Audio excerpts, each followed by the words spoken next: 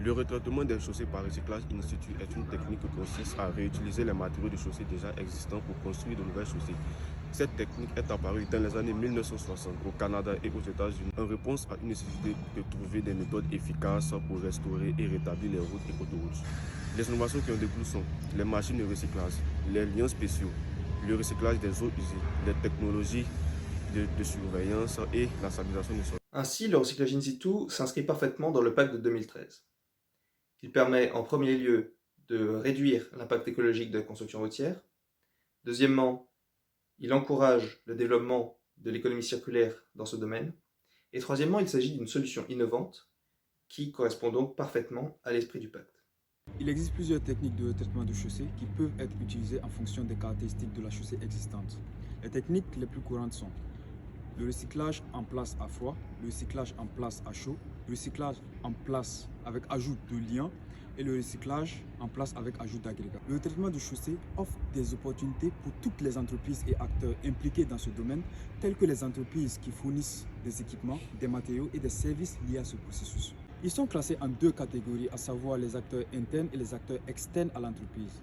Les internes à l'entreprise regroupent les équipes de gestion de projet, les équipes d'ingénieurs de qualité et de contrôle, et les externes à l'entreprise regroupent les fournisseurs d'équipements et matériaux, les clients et les organismes réglementaires.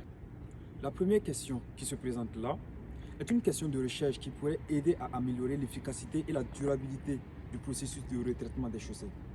Et la deuxième question qui se présente également là est une question de recherche qui permettrait d'évaluer la durabilité et l'impact environnemental de cette technique. La technique de recyclage in situ des chaussées est prometteuse pour l'avenir en raison des avantages considérables liés au coût, à la durabilité et à l'impact environnemental.